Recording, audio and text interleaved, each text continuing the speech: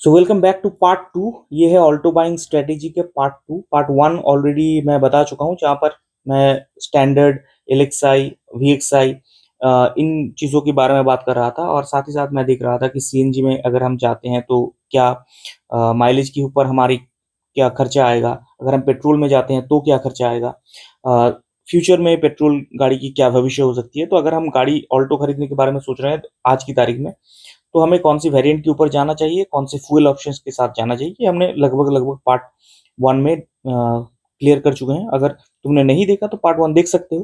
हालांकि तुम part two भी देख सकते हो बिना पार्ट वन को देखे हुए। इसे देखने के बाद भी पार्ट वन में जा सकते हो, कोई खास दिक्कत नहीं है। ठीक है, अब देखो, जब हम सीएनजी की बात करते हैं ना, अगर हम सीएनजी पेट्रोल की बात करते हैं तो सबसे पहले दो वेरिएंट हमारे पास आता है।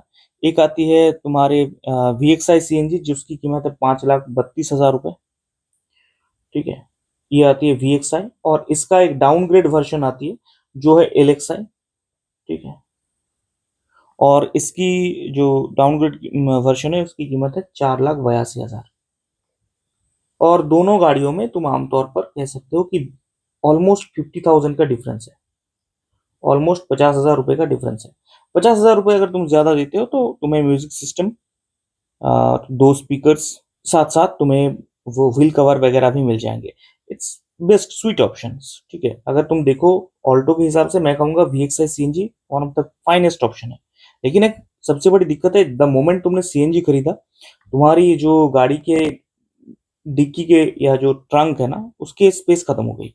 मतलब अब सामान रखने के लिए तुम्हारे पास कोई ऑप्शन नहीं है। तुम एक चार पहिए की गाड़ी में घूम रहे हो, तुम्हें तो जाहिर सी बात है ट्रैवल करने के लिए तुम्हें लगेज की जरूरत पड़ेगी, बैग्स वगैरह रखनी पड़ेगी। तो इसके लिए मेरा सबसे बड़ा ऑप्शन है रूफ टॉप। ठीक है, मैं कहूँगा सबसे बेस्ट ऑप्शन है गाड़ी के ऊपर, गाड़ी के छत के ऊपर एक रूफ टॉप लगा दो। ठीक है, बहुत सारे कस्टम मेड्स आते हैं, और बहुत सारे स्टेट्स में वो आरटीआई अप्रूव भी हैं। आरटीआई आरटीओ तुम अप्रूव भी कर सकते हो, सॉरी आरटीआई नहीं, आरटीओ, बाय मिस्टेक, सॉरी। तो वो तुम लगा सकते हो। मेरे स्टेट में तो जरूरत भी नहीं पड़ता आरटीओ अप्रूवल के लिए, तुम बिंदास चला सकते हो यहाँ पर। तो तुम्हारे स्टेट में एक्चुअली थोड़ा बहुत, एक बार हो सके तो आरटीओ में घूम के आओ और पता लगा लो कि अगर मैं रूफटॉप लगाता हूँ तो क्या मुझे अलग से अप्रूवल की जरूरत पड़ेगी या नहीं।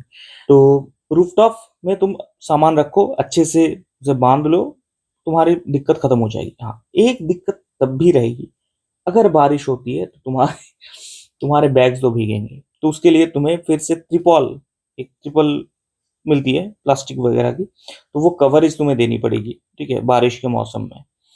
और हाँ, ये तभी दिक्कत आएगी जब तुम चार लोगों के साथ चलोगे, राइट। अदरवाइज ऑल्टो में तो उतना दिक्कत नहीं आने वाला। छोटी सी गाड़ी है, किसी भी जगह से, किसी भी अली गली से चल सकता है। जो इंजन है वो भी बहुत बढ़िया इंजन है, 68 bhp के पावर के साथ आती है। ठीक ठाक है, राइट, ऑलमोस्ट ठीक ठाक है। मैं ये नहीं कहूंगा कि बहुत बढ़िया है, मतलब अगर देखा जाए 1984 के जो गाड़ियां थी उसमें भी सिमिलर बीएचपी के पावर से ही आते थे। लेकिन the most important thing about Alto कि ये तुम्हारे ऑलमोस्ट सारे जरूरतें खत्म कर देती है।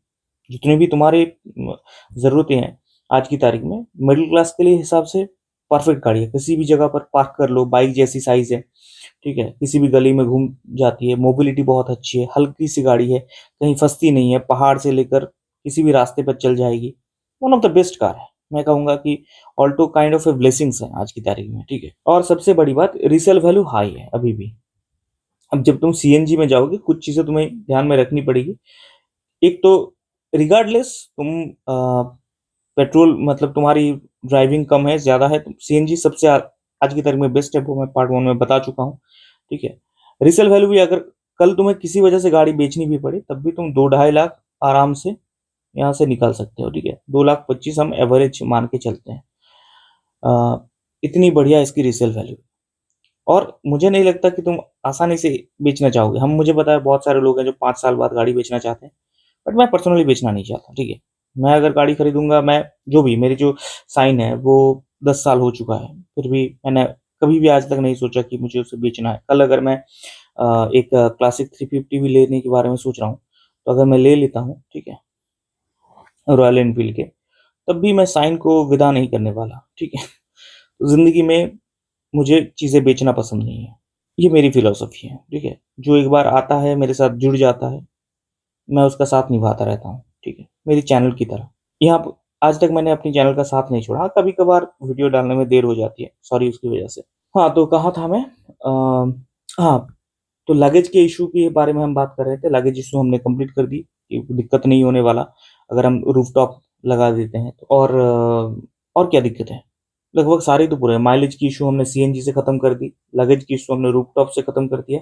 हाँ, एक इश्यू अभी भी है, ठीक है? वो है ये, क्योंकि ये गाड़ी बहुत छोटी है, तो इस गाड़ी के अंदर अगर तुम्हें वो क्लॉस्ट्रोफोबिया है ना, एक बीमारी होती है, हमारी साइकोलॉजिकल बीमारी होती है। जब भी हम छोटे किसी जगह में रहते हैं ना, हमें घुटन सा महसूस होती है, इसे क्लॉस्ट्रोफोबिया कहते हैं, ठीक है? जब तुम लिफ्ट के अंदर रहते हो, तुम्हें लगता है कि कब यहाँ से बाहर निकलो। तो ये चीज़ तुम्हें ऑल्टो में होगी, क्योंकि ये गाड़ी बहुत छोटा है, 4 दीवारों के अंदर तुम फँस चुके हो, रोड के ऊपर एक छोटा-सा। लेकिन अगर तुम्हारे अंदर वो है, उसे भी डील किया जा सकता है। उसके लिए थोड़ा-सा बड़ा गाड़ी खरीदने के बारे में सोचनी पड़ेगी, थोड़ा-सा माइलेज मतलब बढ़ानी पड़ेगी। अदरवाइज़ अगर तुम ऑल्टो में ही शिफ्ट होनी है, तो तुम्हें सबसे ज़्यादा जिस चीज़ पर फ़ोकस रखनी है, वो है शीशा। गाड़ी के शीशा को हमेशा नीचे रखनी है, ताकि हवा अंदर आए, बाहर जाए और तुम उसे डील कर सको, ठीक है?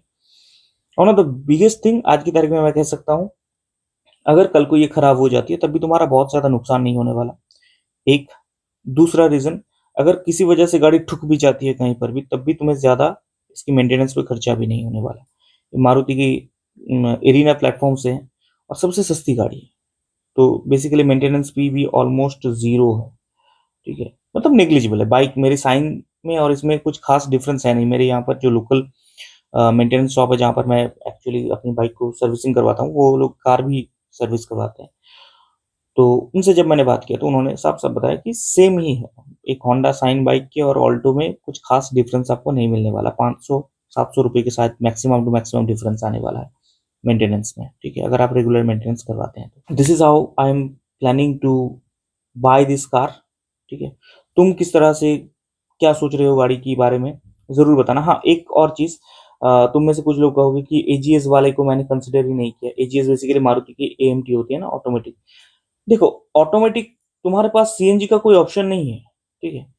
और जो अभी सिचुएशन है ई20 या जो भी फ्यूचर की सिचुएशन है, जो भी पेट्रोल प्राइस की राइजिंग हो रही है, देखो रेगुलर पेट्रोल ₹115 हो चुकी है, ठीक है? जो स्पीड पेट्रोल आती है वो 125 के आस-पास आ रही है।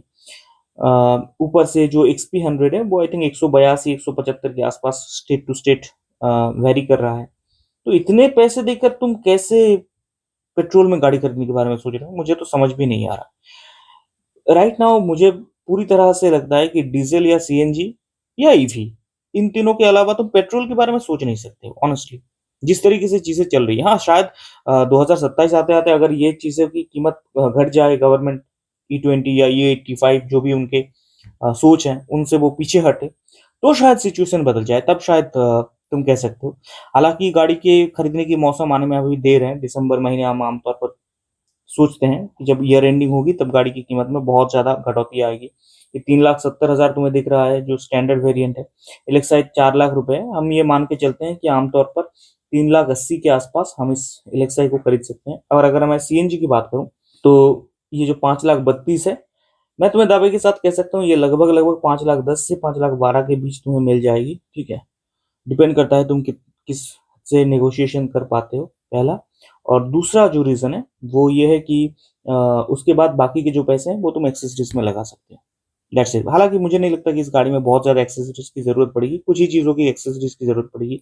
एक तो है टायर इन्फ्लेटर, अगर कल किसी वजह से रास्ते में दिक्कत आ जाती है, तो ये बहुत काम की है। दूसरा एक रेन रिलेटेड, ताकि बारिश की छाँट गाड़ी के अंदर ना आए, वो कुछ छोटे-मोटे एक्सेसरीज़ तुम खरीद सकते हो, ठीक है?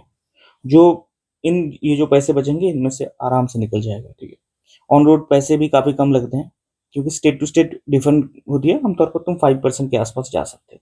इससे ज़्यादा 5 लाख रुपए की गाड़ी में नहीं लगते। तो ये था। अगर तुम्हें वीडियो पसंद आ रहा है तो डेफ़िनेटली चैनल को सब्सक्राइब करना। मिलेंगे अगले वीडियो पर किसी अगली गाड़ी के लिए, ठीक है? प्रैक्टिकल ब्रेकडाउन में।